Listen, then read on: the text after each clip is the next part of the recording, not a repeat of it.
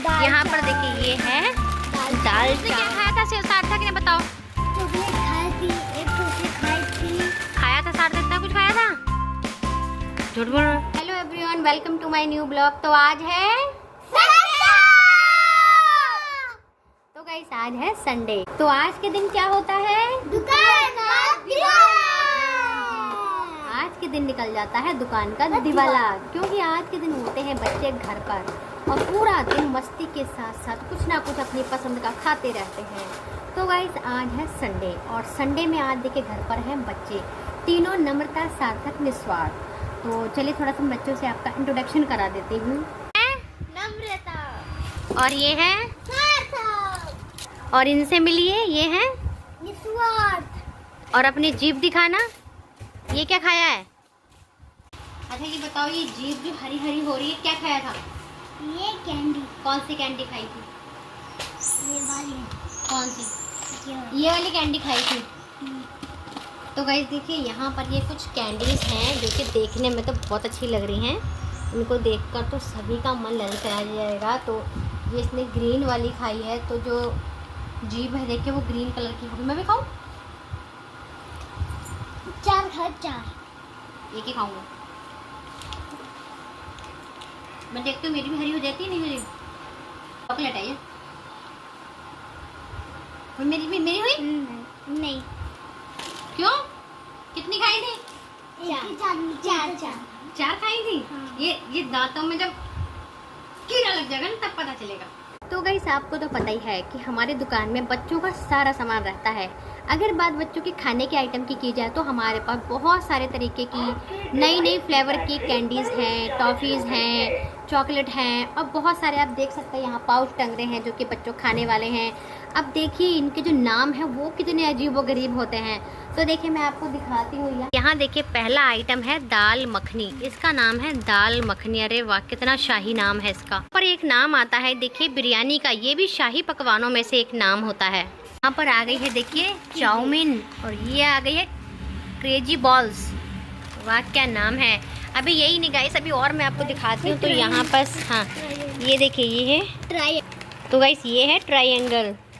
यहाँ पर है फिश और बताओ सार्थक? नहीं ये देखिए, अरे वाह, ये आ गया है पास्ता। तो ये सब लेते ही हैं। यहाँ पर देखिए ये है दाल चावल। अरे वाह, यह है झारमुंडी।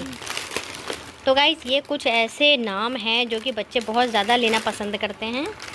तो देखिए इस पीछे की तरफ बिल्कुल फ्रंट एरिया में टंगे हुए हैं और साफ नज़र आते हैं। बच्चे जो भी लेते हैं ऐसे इशारा कर देते हैं कि वो लेना है, झारमुंडी लेनी है, बिरयानी लेनी है, पास्ता लेना है, देखिए स्टिक्स लेनी है, जो भी लेना है सब यहाँ पर आइटम अवेलेबल रहता है। आती है कि कंपनी वाले बच्चों के आइटम को ज़्यादा बेचने के लिए क्या करते हैं, देखिए वो दिमाग लगाते हैं। तो इन पाउच के अंदर कोई ना कोई कीरिंग वगैरह डाल देते हैं। जैसे कि इसके अंदर देखिए टॉयस निकलते हैं, इसके अंदर कार भी निकल जाती है, छोटी छोटी बॉल्स निकल जाती हैं। और मुझे तो खैर नहीं पता है क्योंकि मैं तो बहुत कम खोलती हूँ, लेकिन बच्चे खोलते रहते हैं। और जो मेरे बच्चे खोलते हैं वो भी इसी लालच से खोलते हैं क्योंकि इसके अंदर कोई ना कोई टॉयस ज़रूर मिलता है। और ये बच्चों को आकर्षित करने का एक बहुत अच्छा तरीका होता है कि बच्चों के जो आइटम होते हैं ये इन टॉयस वगैरह से बहुत ज़्यादा बिकते हैं।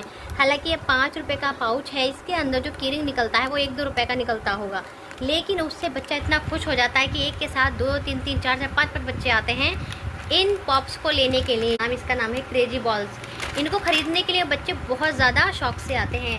वैसे इसको रिंग्स भी बोला जाता है। गाइस यहाँ पर देखिए एक बॉक्स लगा हुआ है और इसके अंदर बहुत सारे बच्चों के खाने के आइटम हैं। देखिए यहाँ टॉफ़ीज़ हैं और ये आम पापड़ आ गया है, चॉकलेट है यहाँ पर और ये खट्टा मीठा आम पापड़, सारे आइटम हैं। आप देखिए मैंने इस ढक्कन को उठा दिया है और अब देखिए यहाँ पर कितना कुछ लगा हुआ है बच्चों का आइटम। तो बच्चे यहाँ जब फ्रंट में आते हैं तो यहीं से यहाँ पर बच्चे खड़े होते हैं और यहीं से इशारा कर देते हैं कि हमें क्या लेना है, यहीं से पसंद कर लेते हैं। भाई इसी डिज़ाइन में चाहिए और भी दिखा दो।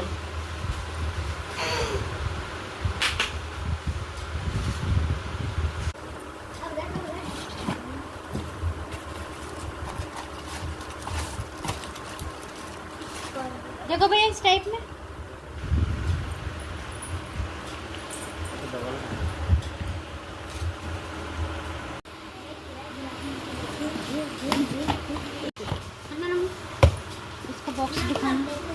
ये कितने की है? ये बता दो। ये भैया 140 की। कितने की पड़ेगी? 120 रुपये दे देना। कंपनी में होती है। कंपनी तो सब बढ़िया है भैया, हम तो कंपनी की लाते हैं, बचपन से आई हुई चप्पल है सारी ये।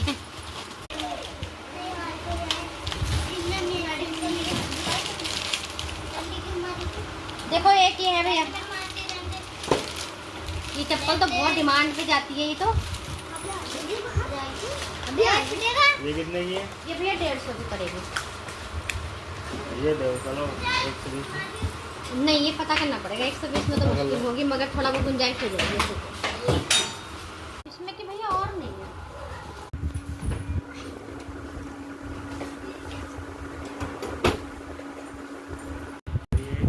खट्टा मीठा बस 5 रुपये से साथ में लो।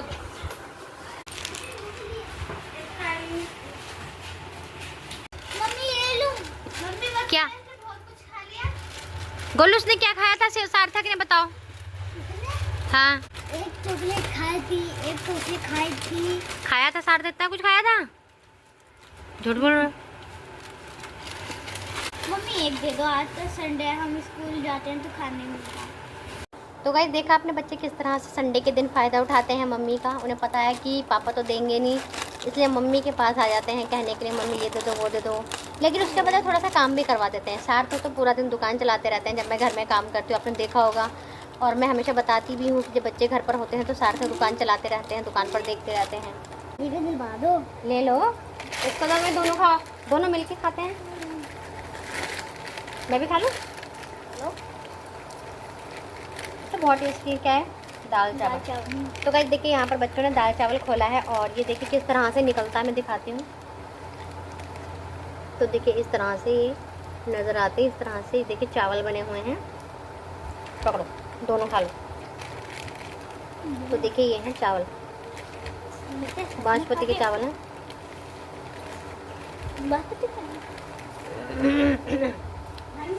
बासमती की नाम बिरयानी है।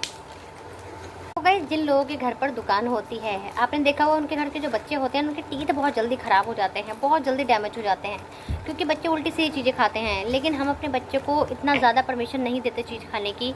अगर बच्चे संडे का दिन होता है तो 2-3 आइटम खा लेते हैं, वो भी ऐसे जो कि कंपनी के होते हैं और अच्छे होते हैं। तो गाइस ज़्यादातर चॉकलेट और टॉफ़ीज़ वगैरह खाने से, जो कैंडी वैंडी खाते हैं, इनसे ज़्यादा दांतों में जब शुगर हो जाती है, जो मीठापन होता है, उनकी वजह से दांत ख़राब होने लग जाते हैं, सड़न पैदा हो जाती है। लेकिन हम ऐसा आइटम ज़्यादा बच्चों को खाने नहीं देते हैं।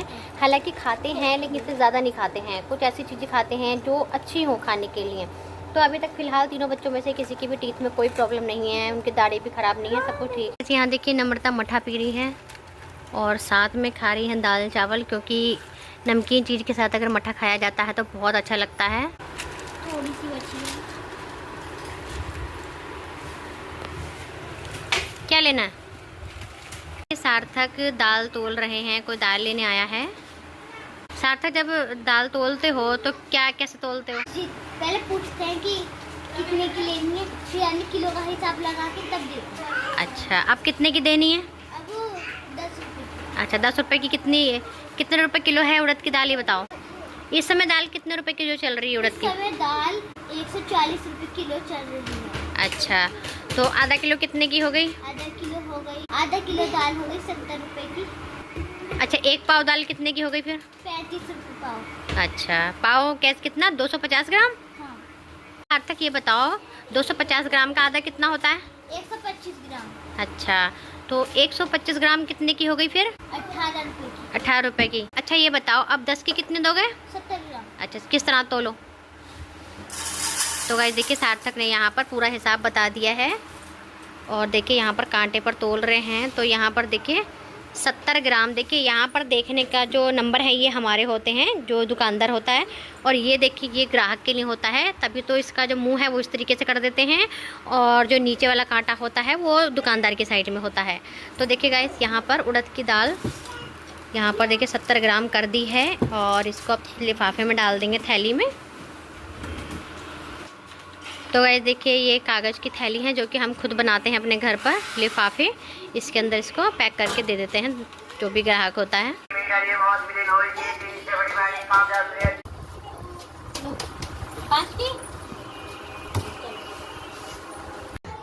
तो गाइस आपको तो पता ही है कि हमारी ये दुकान पड़ती है गांव में, और गांव में दुकानदारी करना बहुत मुश्किल होता है। तो गाइस अभी आपने देखा कि सार्थक ने दाल का रेट 140 रुपये बताया था, तो 140 रुपये किलो की दाल को अगर आपको 4 या 5 रुपये की देनी होगी तो आपको कितना दिमाग लगाना होगा।